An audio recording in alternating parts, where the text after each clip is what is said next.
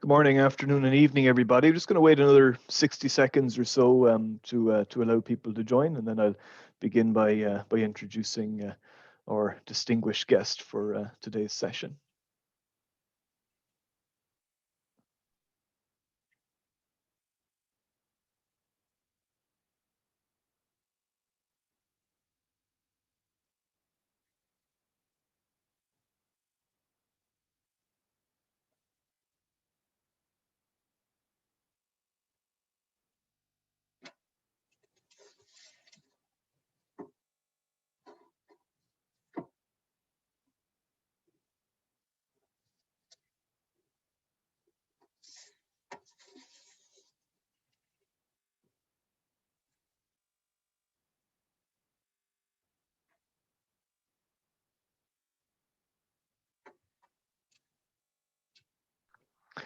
Well, good morning, good afternoon, and good evening to all of you. Thank you for joining us for the second in this year's Administrative Law and Governance Colloquium on Frontline Administration. And I'm really delighted to welcome Professor Jennifer Raso to the colloquium today. Dr. Raso is an assistant professor at the University of Alberta, Faculty of Law. Her research interests include socio-legal studies and research methods, municipal law, legal theory, and administrative law. Her educational background includes a BA from Concordia University, an LLB from the University of Victoria, and an SJD from the University of Toronto's Faculty of Law. Before pursuing graduate studies, she litigated social welfare, administrative and human rights matters with the City of Toronto's Legal Services Division.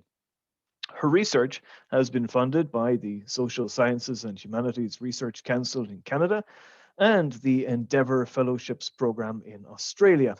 Her research has been recognised by the Canadian Law and Society Association, Best Article Prize 2018, and the University of Cambridge for the Richard Hart Prize in 2016, arising out of a very brilliant paper that she wrote for the 2016 Public Law Conference held in Cambridge. Her scholarship appears in the Canadian Journal of Law and Society, the Journal of Law and Equality, Polar, the Political and Legal Anthropology Review. Thank you very much for being here. You're going to speak for about 35 to 40 minutes on reasons and justification on the administrative front lines.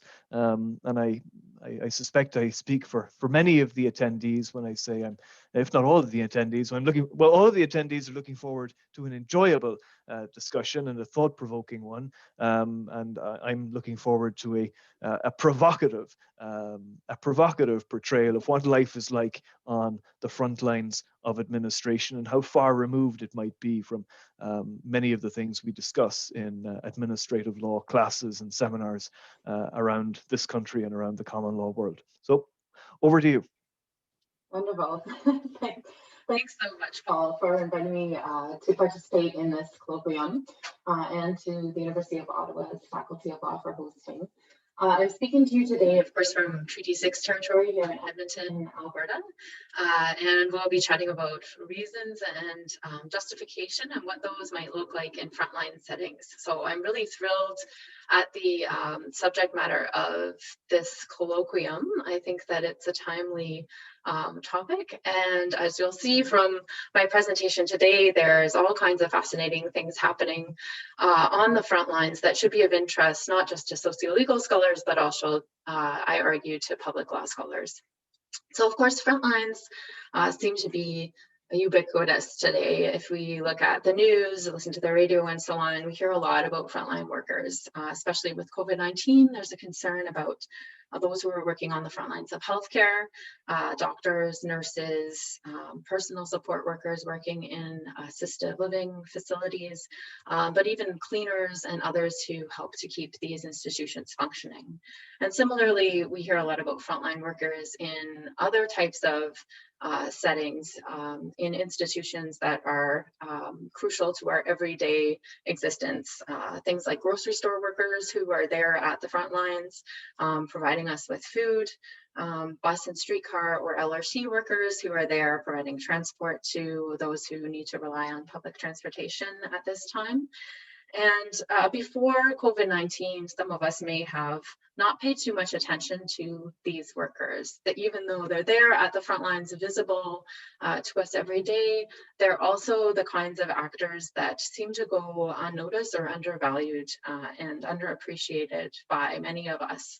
And administrative law is no exception to this rule. Administrative lawyers, even though they may engage in practice very often with frontline actors, sometimes forget about the importance of these folks when it comes to legal decision making, so bringing the law to life for many of us. So frontline actors are not, of course, new in terms of an area for exploration. So we have many different social scientists who have studied frontline actors for decades in public administration or management studies. We have scholars like Susan Silby and John and Valerie Braithwaite who've done a lot of work looking at how these workers operate, how they go about exercising discretion, and also how they might be regulated. In socio-legal or legal anthropology studies, and in some domains of administrative justice literature, we also have scholars who look at frontline settings to understand the internal law that functions there. So we have Simon Halliday, Dave Cohen from the UK. We also have Celeste Watkins Hayes from the United States, and many, many others who have for a few decades now studied these settings in depth to understand not just what workers are doing, but how they might be guided by different types of norms, practices, principles, and so on. As I have noted, of course, administrative law scholars, especially in Canada, tend to overlook these spaces as important spaces for law, or to not pay too much attention to them. The focus in Canadian administrative law specifically tends to be on courts, so what courts are telling us in judicial review decisions about how things ought to function in administrative decision making.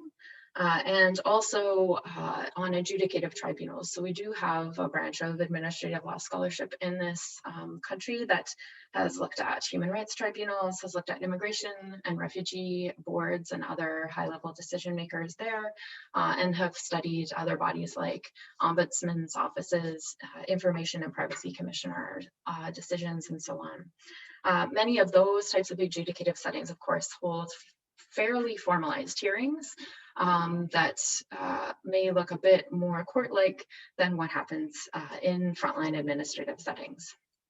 So what do I do? Well, my interest, of course, is in these frontline spaces.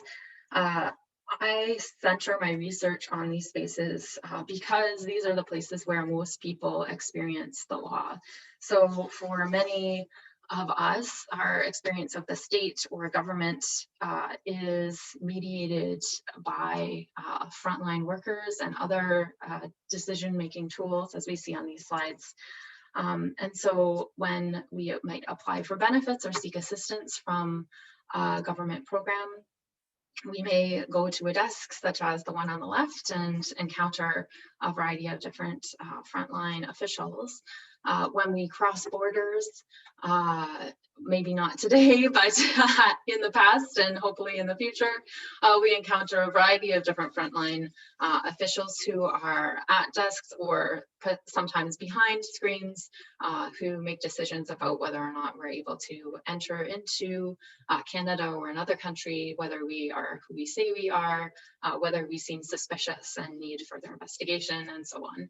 And then, of course, we encounter frontline decisions when we do very basic things like file income taxes and receive a notice that may or may not be decipherable to us about how an official and very often software program have tabulated and assessed our income tax filings. So these and many more are very commonplace experiences for Canadians and other folks in this country and around the globe, of course. And although administrative law draws important principles from judicial review decisions, and although adjudicative tribunals are important spaces for administrative law and administrative justice, these frontline settings, I argue, are equally important. So I focus on these settings and take a socio-legal approach. So I draw on field work that I conduct myself, as well as other empirical studies of these spaces to ask the question that doesn't center necessarily on legal compliance. So my interest isn't necessarily, is what is happening in this space compliant with what judges say ought to happen, or excuse me, is what is happening in this space reflective of the statutory regime and in compliance with a statute.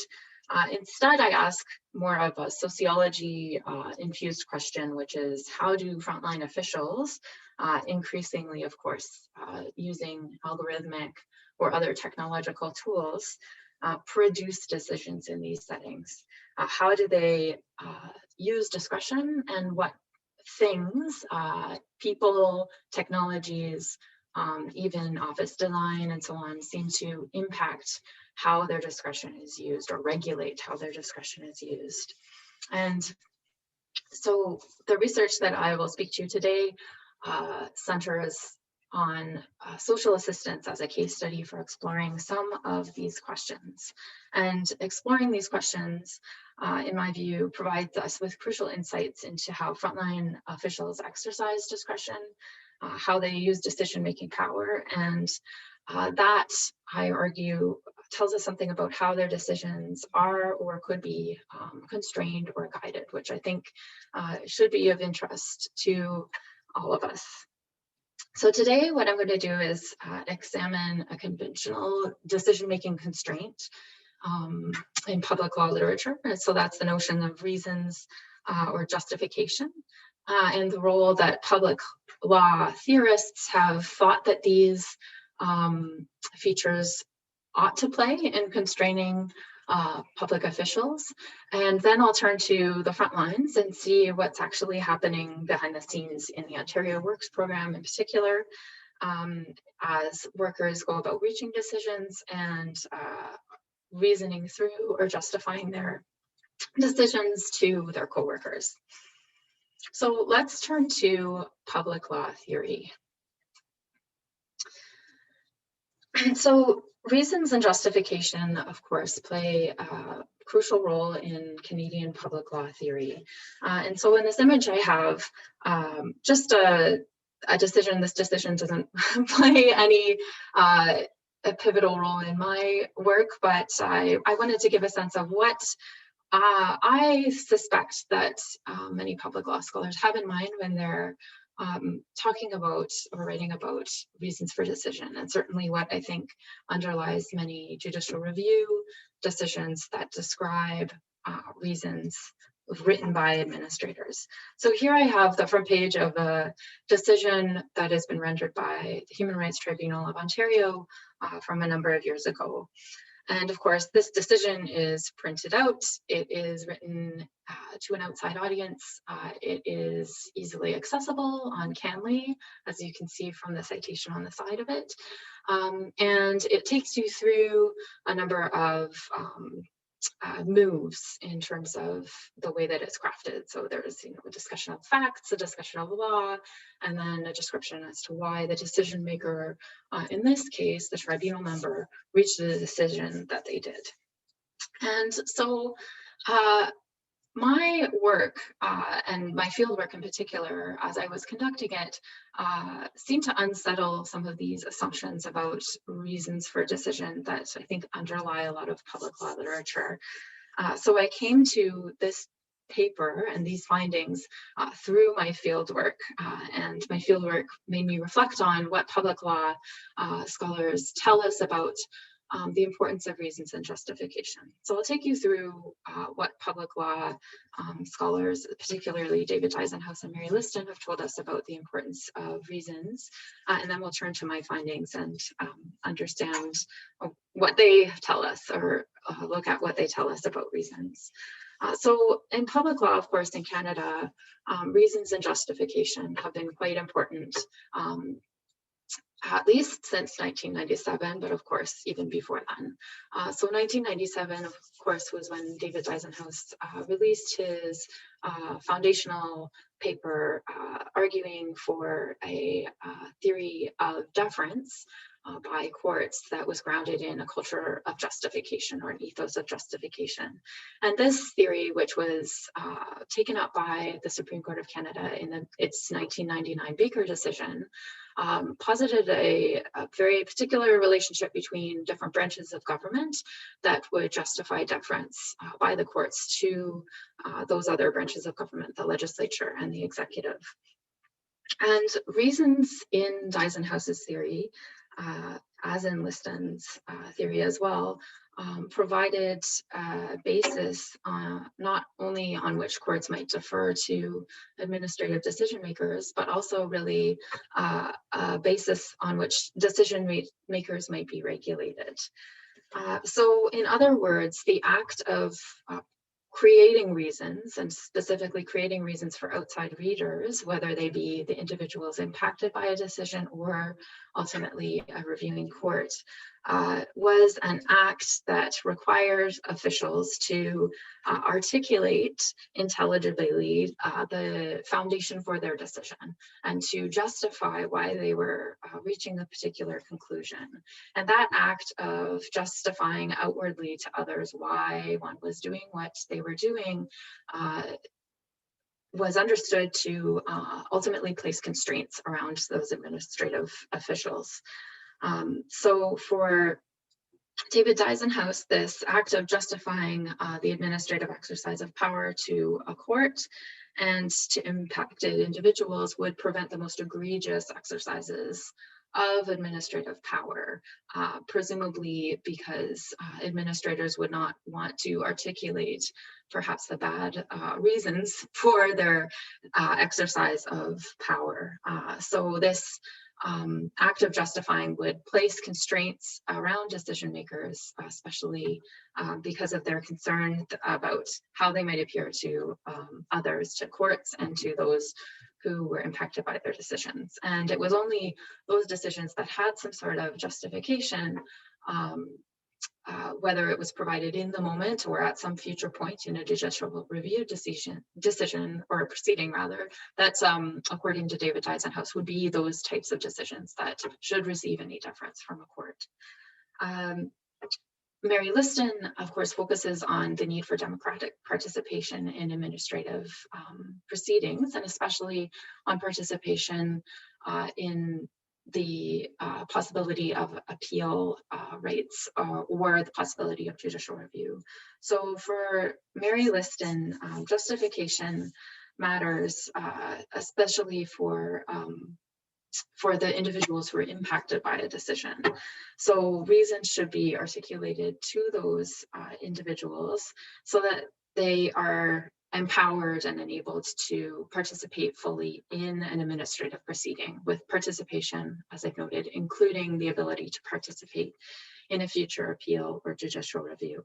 And so, of course, in order to engage in that participation, reasons need to be, again, intelligible to these outsiders and need to be provided in some material accessible form that individuals can refer to as they engage or participate in an administrative proceeding.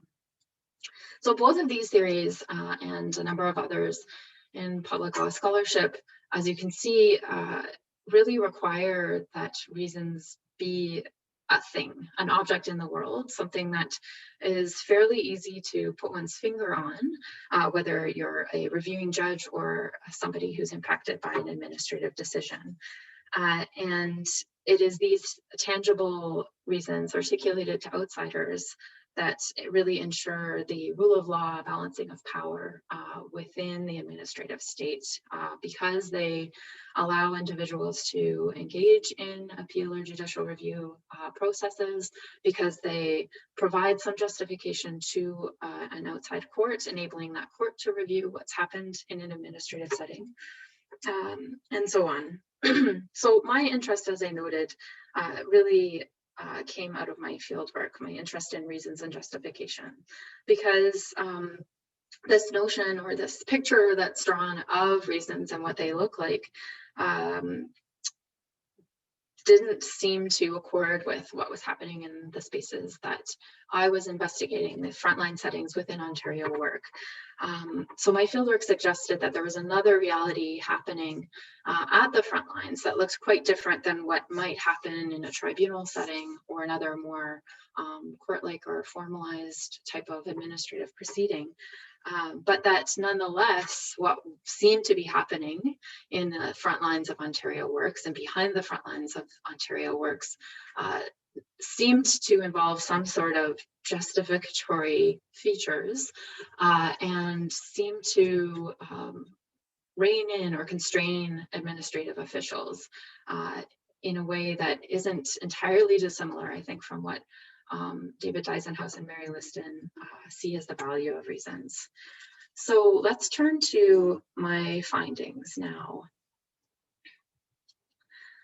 So looking at Ontario Works, in frontline settings like this program, different reality exists than the one that's depicted in public law literature and the one that's described in many judicial review decisions that discuss reasons and justification.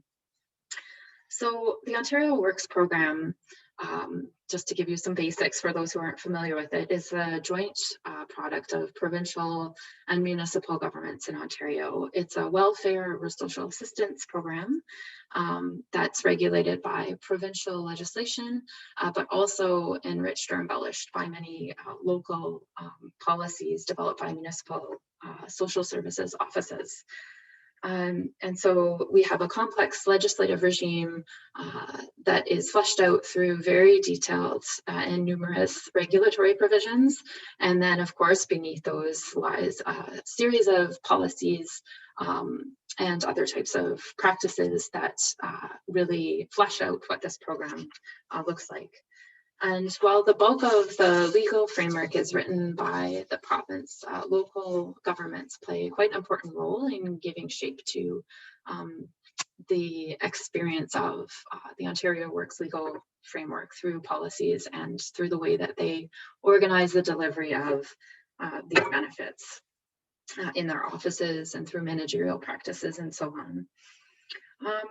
Though workers who deliver this program are employees of municipalities across the province, and they are quite busy. Their caseloads are high, as I note in my article, usually between 120 to 140 cases per caseworker.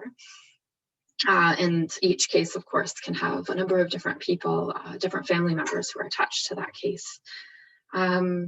And while, of course, we have individual caseworkers who are working with clients or applicants to this program, as you see in this slide here, there are many other decision makers within one office who can impact those folks who come seeking assistance from this program.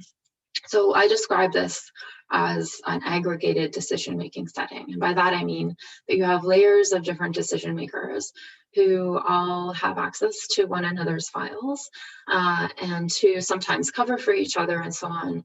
So they may all impact the same client.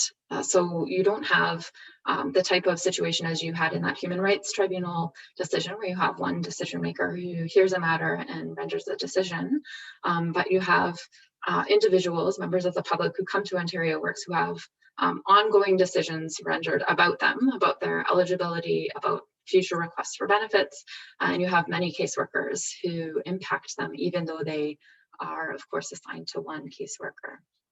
And as we'll see, in addition to these human officials, we have decision-making software that plays an important part, not just in terms of organizing caseworkers' notes, but providing caseworkers with access to one another's notes, access to the files that exist on the individuals who are interacting with this program, and in many cases even generating decisions about benefits, eligibility, and calculations. So the program is designed to have what I describe as two main types of benefits. There's the general income assistance benefit, which we can understand as providing folks with a core set of benefits designed to provide or to help cover the costs of really basic needs like shelter and so on.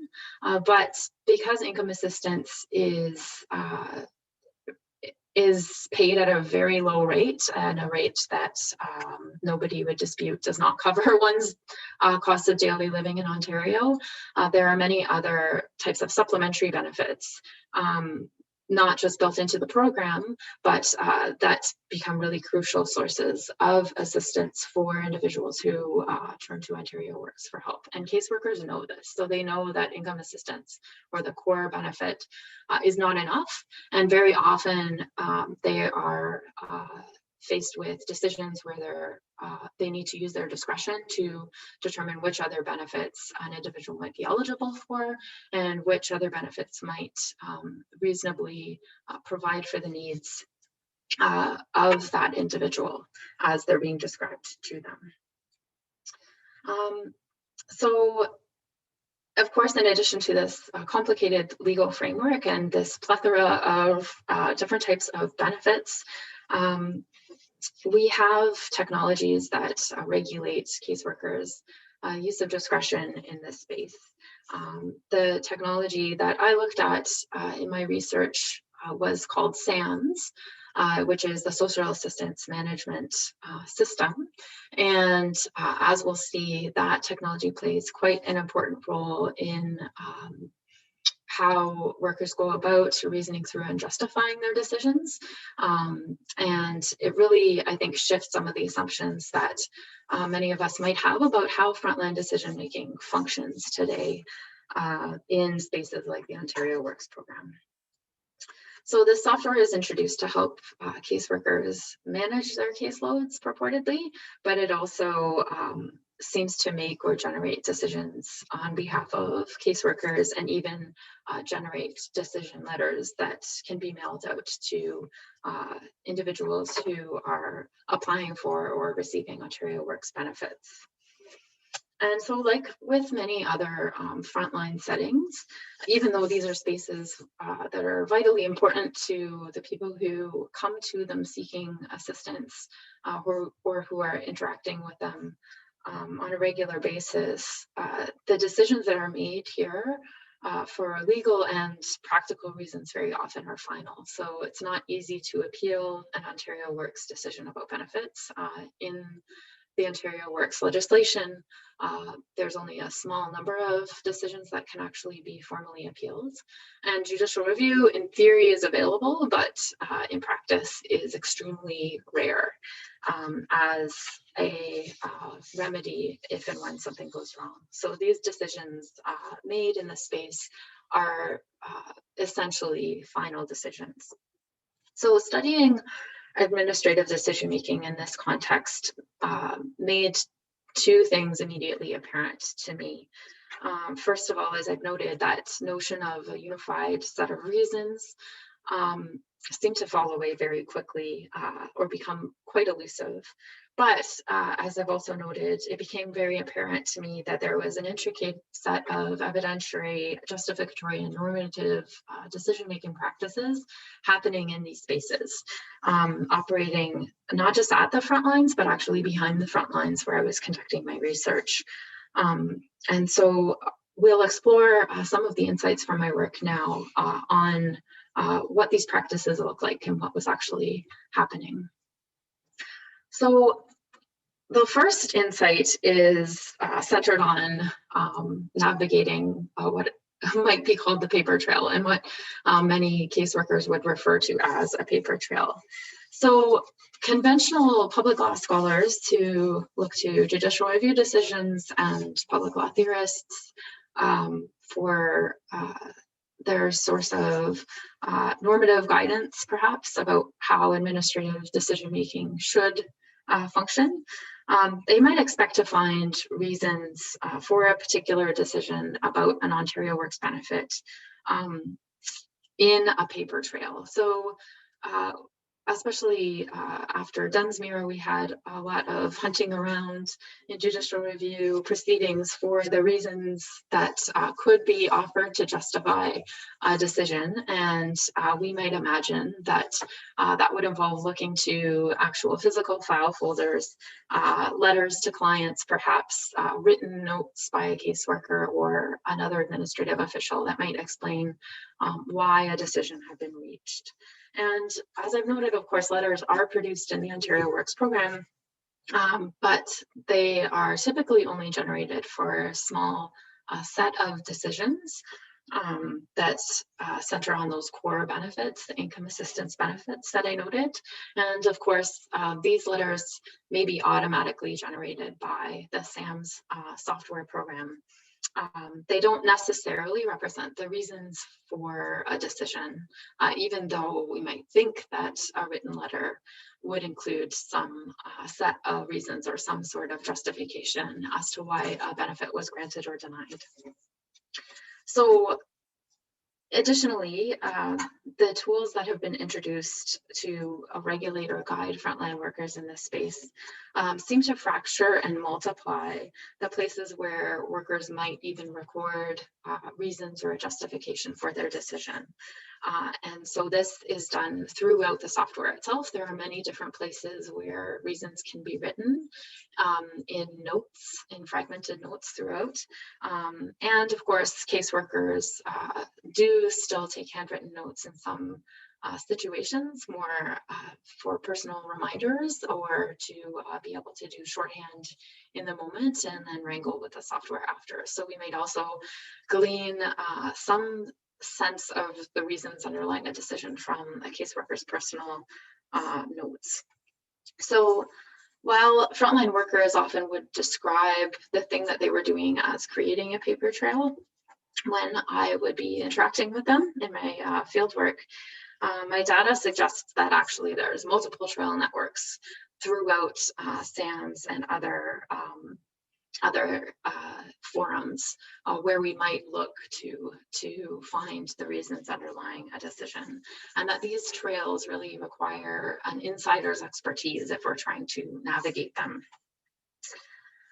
So in addition to this fracturing of the places where we might look for reasons, we have a fuzziness in practice between facts and reasons. So that slide I just went by is the slide showing the SAMS screen, but I'm just going to jump ahead to the facts and reasons slide. So this second insight is that while we might expect that there is a neat division between the facts of one's case and the reasons that support an individual caseworker in reaching a decision, that frontline workers in practice tend to blur between these two concepts. Another way that they blurred between them was by blurring the line between data entries and conducting or creating a more justificatory set of notes. So we, as legal scholars, might distinguish between facts, or between entering data on a subject, and between the act of reasoning through or justifying an outcome. But when it comes to the setting that I was studying, it seems that evidence and reasons really work closely together. So frontline workers skillfully enter data that they know will lead SAMS, that case management software, to produce a particular outcome. And then they may use very standard form language in their notes in order to signal to others why they have reached the outcome that they've reached, and why they've input the data that they have, so that they and SAMS, of course, can generate a decision together. So some of these short form statements might include references to undue hardship. They may require, or they may include statements about medical requirements or needs, and even a gesture towards potential interventions by child welfare authorities. And so these kind of shorthand terms inserted into notes act as a kind of light, or something that highlights to other insider readers the underlying justification for a decision, even though they're very standard form terms. So we can see some of this come through in this quotation that I have on this slide. So here we have a worker who I nicknamed Kelly, who describes folks who would come in and ask for transit fares fairly regularly. And she says that for people who regularly ask for transit fares, she would make a note saying that the client has said that he has a doctor's appointment. That's one of those kind of key phrases or shorthand terms. And that she issued 2 fares, but advised that he needs to provide medical documentation next time. So this note and others like it signal to other insiders the seriousness of the situation that this individual is in by referencing medical needs, doctor's appointments, and so on. But they also reference data inputs, or the facts that might justify this outcome, the providing of transit fares, which were one of the types of decisions that, even though it involves a very small spending of funds, or small amount of funds, actually was a decision that was quite hotly contested in Ontario Works offices. So here we have this creative blending of facts and reasons in this note. And further, my research showed or revealed that these notes really served 3 interrelated purposes. So let's turn to that now. I argue in my paper that notes do a number of things in the Ontario Works program. They preserve evidence, they explain particular reasoning, and then they also justify to one's colleagues why what might seem to be a radical decision has been reached, so that colleagues may be more inclined to accept that decision. So we'll work through these 3 purposes of notes before concluding. So looking at the preservation of evidence. So as I noted earlier, there is this tendency for workers to feel like they need to create a paper trail, or as they would sometimes describe themselves as documenting everything. So notes sometimes would be created to document everything, and specifically in cases where a drop-down menu option might not correspond with an individual's circumstances. But these notes also served a case management function, at least in theory.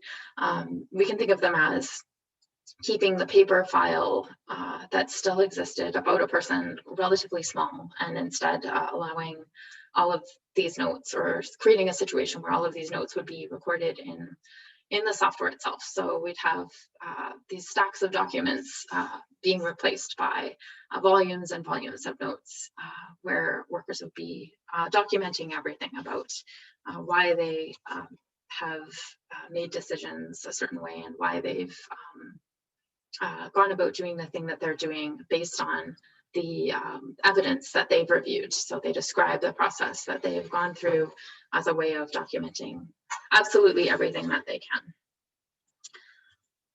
But in addition to this mere documentary feature or act that notes do, or the thing that they do, in addition to documenting, we have notes that also act as an explanation.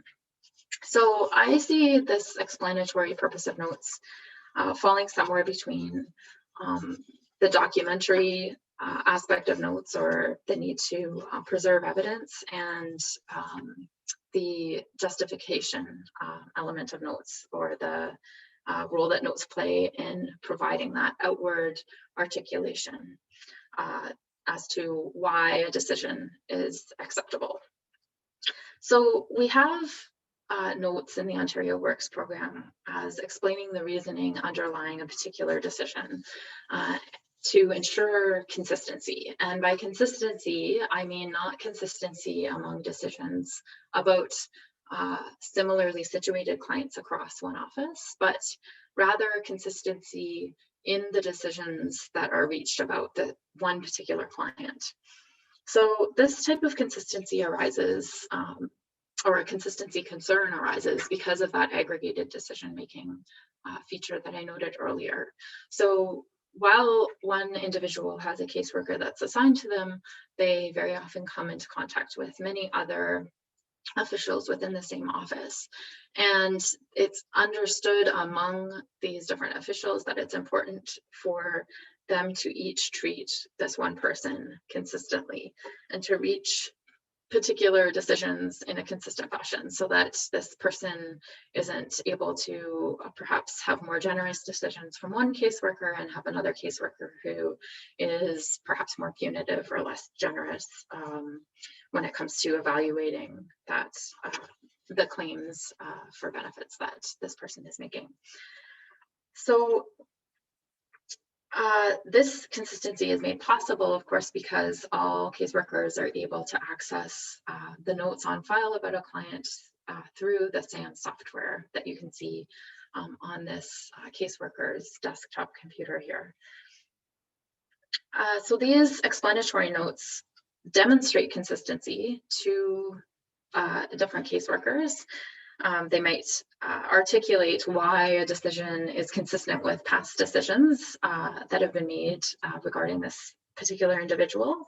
They also can act as precedents. So caseworkers would actually describe these notes as being precedents, or as their actions as looking through the notes on a person to find precedents as to how previous caseworkers had treated an individual's request for particular types of additional or supplementary benefits, like special diet benefits, additional funds for housing, and so on.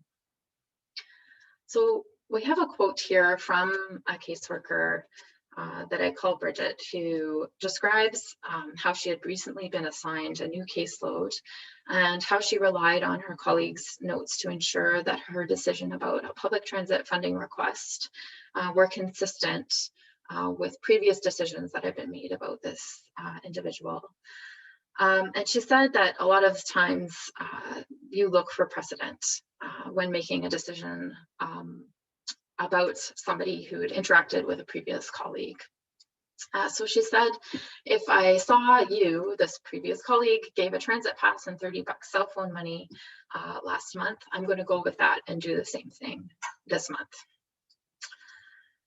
And this was understood to be best practice mostly because it would prevent friction with these clients who perhaps have been treated differently by previous caseworkers, but that there was also a understanding that there was a value in consistent treatment by caseworkers across an office. But in addition to these explanatory notes, I found that notes really serve this justificatory purpose in Ontario Works settings. So notes would justify how frontline workers use their discretion in specific cases where we had interpretive room within the Ontario Works legislation and within policies. And this occurred especially when frontline workers were concerned that their decision that they were reaching might be out of step or might seem quite extreme or radical to their coworkers. So how does this function? First of all, the coworkers in the offices that I studied would identify themselves as being on two ends of a spectrum, typically pro-client caseworkers who might find flexibility in the rules, or rule enforcers or black and white caseworkers who just wanted to apply the rule to an individual. And these caseworkers, even though they might identify as being pro-client or black and white, they typically shared social work education. Many of them had social work credentials in their university or college training. And they also were aware of one another's decision-making practices. So this occurred because they work in these offices that are open concept or relatively open concept. There are cubicles dividing the offices behind the front lines, but of course you can hear what's happening from one cubicle to the next. So workers could hear their colleagues on the phone with somebody else, with a client, and perhaps either being understanding or sympathetic to that client, or vice versa. Perhaps being a bit punitive or black and white with that client. So they understood that they had this diversity in the office and that this was their audience that they would be writing for when creating notes to justify why they reached a particular decision. So this justification wasn't necessarily made at all to an outsider. It's not designed to be read by an individual who is impacted by a decision. It's not designed to be read by a reviewing court, but it is designed to be read by one's colleagues and in some cases, a supervisor who might have a different professional identity or a different approach than the caseworker writing the note. And these types of notes would articulate why a decision was being made in order to make that decision institutionally acceptable. So this was done especially because there was pressure, not necessarily for caseworkers to conform with one another, but caseworkers certainly expressed a concern that their colleagues might disagree with them. They typically didn't want to create conflict with their colleagues, and I think some of them wanted to have their decisions upheld by or not challenged by their coworkers and their supervisors. So this comes across in a quote that is in my paper that I will explain to you now, and then we can wrap up. So here we had a caseworker that I called Jamila, who was describing a situation where she made what in her view was a really radical decision to provide a family with a certain type of transportation funding that was funding for public transit passes so that they could take their ill child to hospital regularly to see doctors. And so they had to travel to and from the hospital, but there was not a benefit that really seemed to fit their circumstances. And this caseworker was concerned, especially that her supervisor might disagree with her decision to provide them with public transit funding so that they could attend to their child in hospital. And so in this quote, she uses doc terms to signal why funds were required in this situation and why her decision to grant these monthly transit passes was in fact justified. So she describes that she documented it in her note, that the letter was received from a social worker at the hospital.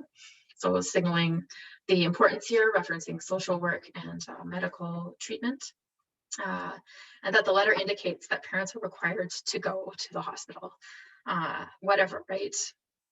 And if you put conclusions in there that are realistic conclusions, like that there's a risk for this to become a child protection issue if you don't follow through, and that this is why you're issuing, then they, management, coworkers, leave you alone, right? So sometimes it's just drawing on those worst outcome types of conclusions and putting that in your notes so that management understands why you didn't just follow the rules that time, right? So the worker, as she was describing her behavior here, was describing herself as pushing against black and white readings of Ontario Works rules. And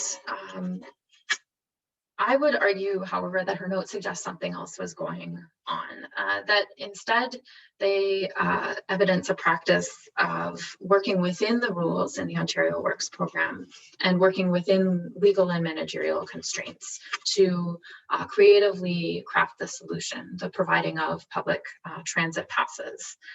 And that this practice of creating this justificatory note for these insider readers actually transformed what could have been a more radical outcome into this kind of middle of the road outcome. So a more pro-client outcome would be to actually just provide cab fares to this family every time they needed to go to the hospital. That's the most generous, easiest outcome for the clients in this set of circumstances. The taxi is faster way to get to the hospital. A more black and white or rule enforcer outcome would have been to grant money to these parents, but on the condition that they attend some sort of job training, because transit funding was available for those who were engaging in vocational training. But the act of justifying to this supervisor, in my view, moved this caseworker to this more middle of the road option, which was providing transit passes for the month that were actually a cheaper option, but that would satisfy this need that the parents had to engage with medical professionals to avoid the interaction of child welfare authorities and to ultimately care for their sick child. And so this process of creating a justificatory note encouraged this caseworker to actually modify the outcome that she was reaching so that it rested between two extremes, or two perhaps poles in professional identities, and two different readings and interpretations of the legislation. So I will leave the discussion of how this maps onto or doesn't Mary Liston and David Eisenhouse's theory of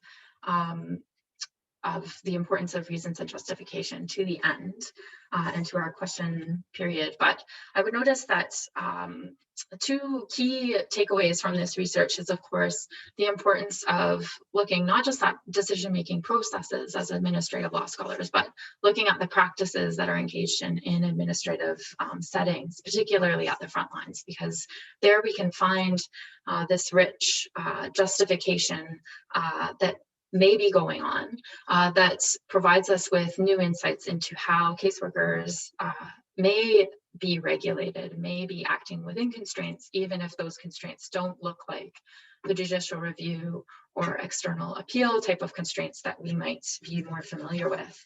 And then in addition, of course, the setting that I explored is one where caseworkers are self-described professionals. They cleave to different professional identities, and those identities do place some bounds on how they make decisions. We look sometimes in administrative law to the importance of participation of individuals who will be impacted by a decision, as a way of regulating and ensuring a particular type of outcome. But I would say that not all frontline settings might have this type of professional identity existing and functioning as a regulatory device among frontline workers. And there we might need more, not necessarily participation from individuals who would be impacted by a decision, but perhaps more opportunities to actually more vigorously contest decisions as they're happening in order to achieve some sort of rule of law governance within these spaces. So I go into details about what that is, why it's important in my paper. I'm happy to take up that and many other points in our discussion. So I'll leave it there and turn it over to Professor Daly. Thank you. Well, thank you for that, Professor Raso. A fascinating presentation of work, which really is fascinating. As I noted in the chat, if you want to type in a question for our distinguished speaker, you can do so in the question and answer box, and I will relay them to her. So first, Ksenia asks how you would advise government in respect of regulating automated frontline decision making. We were touching on this a little bit towards the end, but I suppose at risk of preempting your answer, I mean, it's pretty obvious, isn't it, that judicial review isn't going to do much, because this is decision makers on the front lines are so insulated from judicial oversight that the law of judicial review is unlikely to have an impact. So what other mechanisms could we put in place in order to regulate automated frontline decision making? Yes, so that's a really great question. And of course, there are many people, not just in Canada, but around the world, thinking about this this very question today. And so I would turn to perhaps regulatory literature to better understand what options might even be available out there. So of course, in administrative law, we think about judicial review. We might think about other formal accountability mechanisms that might exist. But I think an undervalued area of law is actually procurement law, which is, I think, administrative law in some senses, even though it also involves contracting principles. But certainly, especially with many decision-making tools being developed by outside firms and procured by governments to be used in programs like Ontario Works. For example, the SAMS program was a software tool developed by Curem, which has now been eaten up by IBM, but was developed by this outside firm as an off-the-shelf product, and then procured and taken up by Ontario's provincial government to deliver social assistance benefits. And we might think that the details within that procurement arrangement could be useful to regulate or place boundaries around how such a tool would function, perhaps require some standards in terms of the design of that tool, and to ensure that it accords with or reflects accurately the state of the law in Ontario, which was not necessarily the case. So there is quite a lot of discretion in the Ontario Works legislative framework, which I note in my paper. Arguably, very little of that discretion actually translated into the design of the software system. And so we may think of procurement as being an avenue for placing some of those types of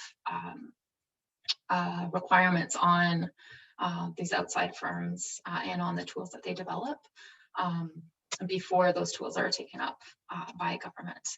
But in addition, and thinking about the different places we might look to for regulation, I don't know that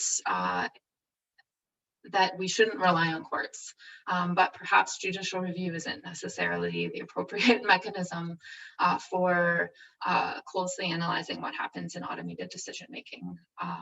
So I would suspect that more formalized rights of appeal would be useful for those who are impacted by automated decisions, in addition to robust funding and support for folks who do want to challenge an automated decision, because thinking about the balance of powers between the legislature, the executive, and the courts, sometimes you might need a more intrusive judicial eye or scrutinizing judicial eye to be looking at what's actually happening when it comes to automated decision making, and to perhaps hold the feet of those who wish to procure these tools and use them to the fire a little bit, because certainly these types of tools have very detrimental impacts on extremely marginalized individuals. And I think for that reason alone, there should be additional mechanisms available for recourse when things go wrong with automated decision making.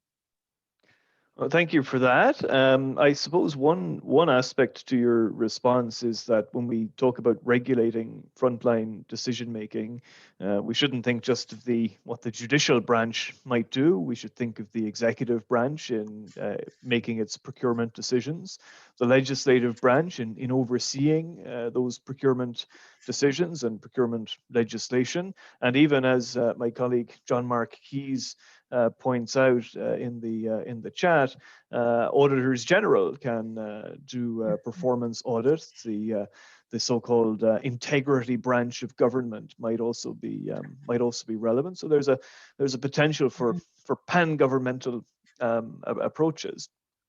In respect of statutory appeals, there's a question specifically about that from Jean-Frédéric Houch, asking what impact, if any, might the rare appeal decision, for example, via Ontario's Social Benefits Tribunal, have on frontline decision makers. I think we have a sense of what you think about this, and assuming that an appeal right is properly funded to allow a person to meaningfully contest a decision, how do you think appeals might filter down to the front lines? Yeah, so I think that appeals we could view as performing a variety of regulatory functions or impacting actors in different ways. So I don't know that appeals themselves necessarily easily filter down to the front lines. In many ways, the frontline actors that I've been describing are quite removed from litigation, unless, of course, caseworker is the one who made the decision that led to an appeal. And then, of course, they'll be in close contact with government lawyers and may be called upon to further justify why they reached an outcome or why they did the thing that they did. However, I think that appeals do have the ability to, in some settings, impact folks who are higher up in the administrative hierarchy. So by that I mean appeals very likely would be something that would catch the eye of managers or directors or even provincial policy makers. And it depends on how that kind of tranche of the administrative agency responds to an appeal, whether they want to reply or change their behavior in a way that actually corrects the problem that court identifies on appeal, or whether they instead want to skirt around the issue and perhaps come up with a creative response that maybe doesn't address any problem that a court might have identified in appeal. So I would say that the ability of an appeal to impact frontline decision makers is very much dependent on what happens with those higher levels of management policy makers in an administrative setting.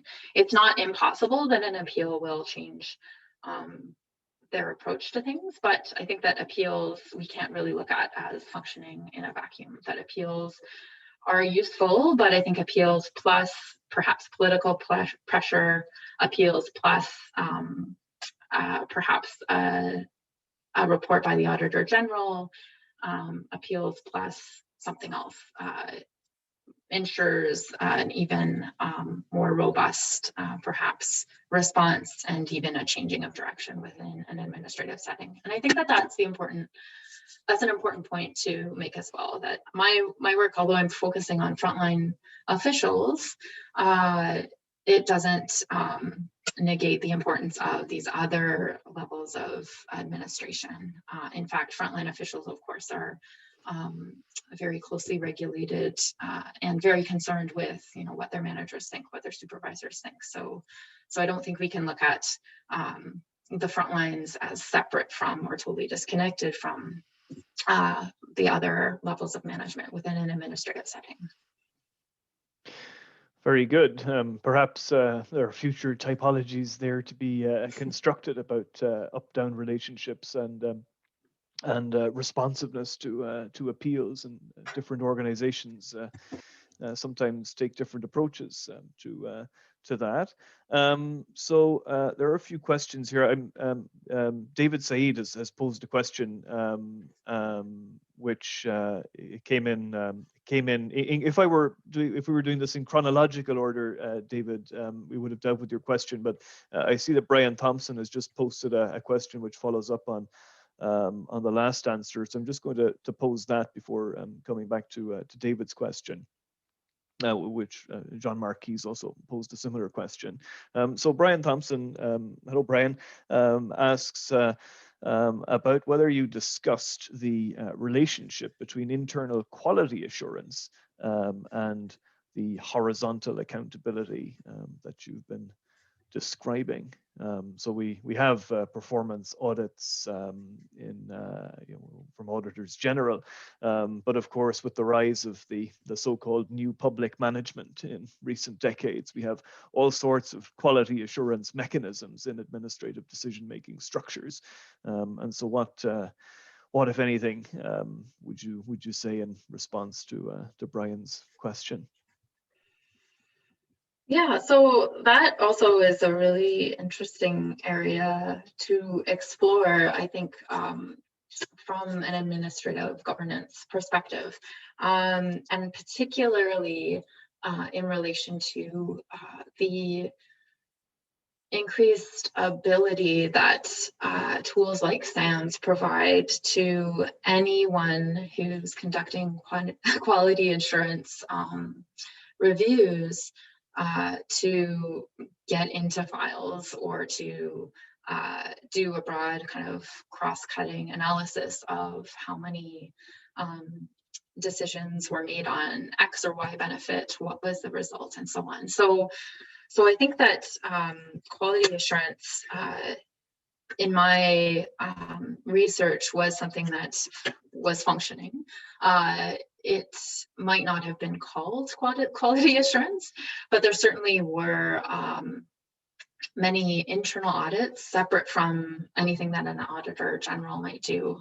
Audits that were conducted by municipal social assistance managers to get a sense or a broad picture of what was happening in their offices, and even higher up reviews of decisions on different benefits to ensure that managers and directors were up to date on what was happening in their offices. And in addition, because of SAMS, the province was able to place downward pressure on frontline workers to gather certain types of updated information about their clients, and they were able to do so through SAMS by placing flags on different clients' files, and even by inserting dates into the functioning of the software by which certain data fields needed to be updated. And if the data field wasn't updated, the threat was that that person, the recipient of Ontario Works, could be penalized. They could have their benefits either withdrawn or reduced because of a lack of updating of information in their file. And so you can think of that as a kind of quality assurance, in that it's pushing caseworkers to ensure that all of their clients' files on particular data points at least are up to date on issues like mailing address or other types of status information that was needed to be input about their clients. And so like I said, this wasn't necessarily described in the language of quality assurance by caseworkers, but we can understand these types of actions to be a type of quality assurance exercise, in that you had higher level administrators wanting to have a certain standard met, whether it was updating information to X date on all the clients in the system, or ensuring that that the benefits numbers looked a certain way, that there wasn't perhaps what a director might think of as too much or too many decisions being granted on a certain type of benefit, to ensure that caseworkers were actually scrutinizing the facts of the people before them before they went around about making a decision. So we do see these types of tools or public management strategies being used in the Ontario Works program, having significant effects, and being facilitated by case management software like SAMS. But I would say that even though these mechanisms exist, they very often don't have the effects that those at the top might hope for. So, and this isn't unique to Ontario Works. It's been noted in British administrative settings, and even in the NHS, that when you require frontline workers to meet certain targets, and especially if you're doing so through the forceful use of technology, very often you end up with something else being the result. Workers can figure out how to use tools to perhaps meet the quality assurance objectives while fulfilling what they understand their goal to be, which is, at least in Ontario Works, I found to be really parsing the legislation to ensure that they were making the best decisions that they could under the circumstances. So, for example, the need to update files that was imposed on caseworkers was being met by certain caseworkers who were extremely time pressed, by them inputting notes that were basically reminders to themselves and putting placeholders into the software system, so that it would look like the field had been updated, that an address had been updated, for instance, but that it was a note to self that they needed to get back to update that address when they had more time. And this type of behavior isn't uncommon in other settings. So that's just to say that quality assurance, yes, it exists, it has an impact, but that impact might look to be somewhat different than what we might anticipate that it would be. Yeah. The effects of the horrible disease of targetitis can be unforeseeable. So to David Saeed's question, and thank you for being so patient, David. It's a good question, and it's one which you might be able to enlighten us on. You noted in your paper that research interested in interrogating how decision-making is functioning requires that we investigate internal decision-making mechanisms, which are difficult to access. Would you mind sharing your experiences with gaining access to seemingly inaccessible sources, and how a researcher would go about gaining access to such mechanisms, SAMs in this case, but there are other black boxes that we might want to crack open? Yeah, so that's a really excellent question. And I mean, that's a topic for a whole other colloquium, I think, which is how, especially if you're a empirically minded researcher, how do you go about accessing not just at the front lines of an administrative setting, but behind the front lines, which is where I think a lot of the really fascinating things are happening in terms of decision-making practices and other types of internal administrative law, we might call it. So that is tricky for any researcher. I think that persistence is essential, and I think finding advocates for your research within an administrative agency is crucial. So my study, I think it took over 2 years to get access to the sites that I wanted to study. It took a lot of back and forth between myself, the province, the municipalities that I had wanted to study in. A change in municipal government didn't hurt because in one case, in one of the municipalities, I think the sense within the administration was that the politicians of the day might be less than thrilled at my study, even though I just wanted to study how administrators go about using discretion. But I think there was concern that rather than being a socio-legal researcher, I was instead going to treat my project like expose journalism and reveal to the world all the problems happening behind the front lines, which is of course not it wasn't my intention, and I don't think that that comes across in my findings, but that can be a hurdle. And so while we might expect that private firms would be the hardest places to gain access, there's a lot of discussion in the law and technology field right now about how hard it is to access black box algorithms that are protected by IP law and so on, or protected as trade secrets. I would say that it is just as tricky to get behind the front lines in administrative settings to find out what's going on there. And so I think that persistence, as I mentioned, is important. Having that inside advocate is important. And then being open to shifting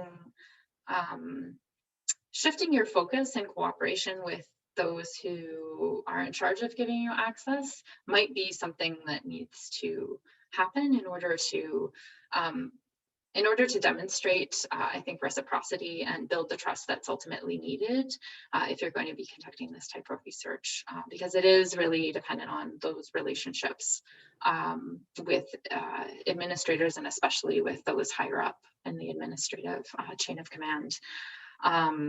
So yeah, I would say being creative about finding different ways in, being someone that draws on all of the resources available to you goes a long way. And then I think conducting yourself ethically and demonstrating that you're the kind of researcher who can be trusted, I think, is important as well. But I'm happy to chat further about that at another time, because it is really tricky. All right, we near the end, and we've got about 3 minutes 3 minutes left, and there are two more questions in the Q&A. So Chris Brett, very well-known and sophisticated litigator with an expansive knowledge of administrative law and administrative tribunals, says fairness costs money, and given the restrictions on funding, it's fair to assume that paying for fairness comes out of a fixed spending envelope. How much should be spent on fairness processes as against delivering substantive benefits, and how do we strike the balance between mass justice and individual justice? I'm not sure that is one you can a question of political theory, really, Chris, which I'm not sure we'll get an answer to, but perhaps there's something quick to say. And then Gwen Bergman asks a provocative question about the relationship between your research and administrative law, and she asks specifically, without an understanding of the internal culture of frontline decision making, is it actually possible for a court ever to reconstruct frontline justifications? Okay, yeah, so I think I'll do the second question first and then the first question second. So in terms of reconstructing what's happening behind the scenes in an administrative setting, especially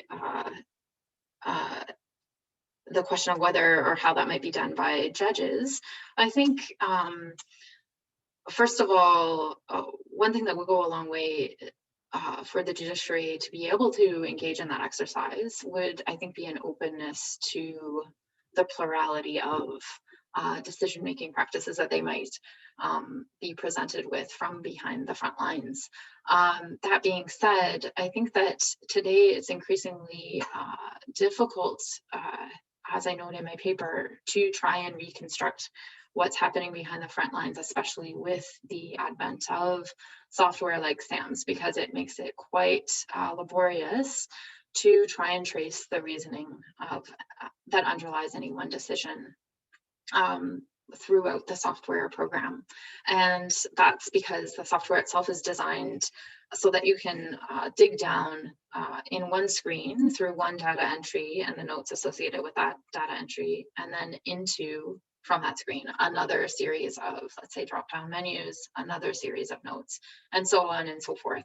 And so the design of the software itself in some ways obscures the reasoning behind a decision. So a judge or a litigator may have quite a task ahead of them if they want to engage in that type of deep understanding or seek that deep understanding of the reasoning underlying any one decision.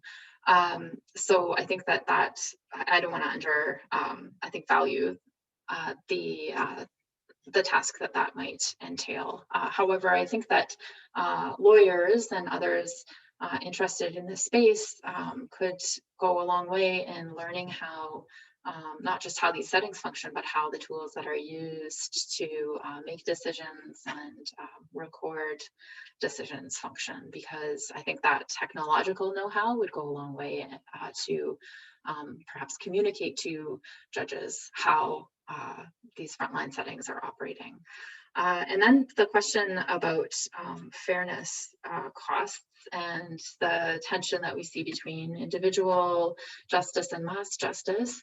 I think on that point, we have technologies like SAMS and many other tools that are often introduced because they purport to make more consistent decisions or make caseworkers' jobs easier and so on, and that perhaps that they achieve the goals of both mass justice and individual justice. But I would say that governments these days are spending quite a lot of money on tools like SAMS, hundreds of millions of dollars. They're spending a lot of money on having external audits or reviews of these tools.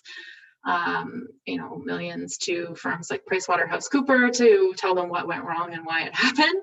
And you could just see how perhaps those millions of dollars might be diverted to improve or enrich the processes that happen at the front lines to actually perhaps provide a better measure of individual justice in mass justice settings. So I think that some creative review of government finances might help to identify areas where actually there can be a lot of savings gained and a lot of, I think, improvement in decision-making gained by refocusing on the value provided by frontline workers and really appreciating the work that they do and supporting the work that they do rather than just dumping it all into some sort of software system that may create more problems than it solves.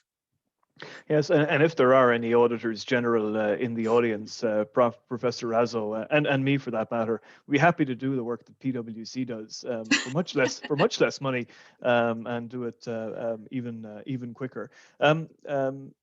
There's one. We're over time, but there are two other questions which came in, which kind of touch on the same issue. So I'm wondering if I could get you to speak to it, prevail upon you to speak to it briefly. So one question from Ariel Terrell is whether you found differences between the extent that various local offices relied on SAMs. Is there a difference as between different offices?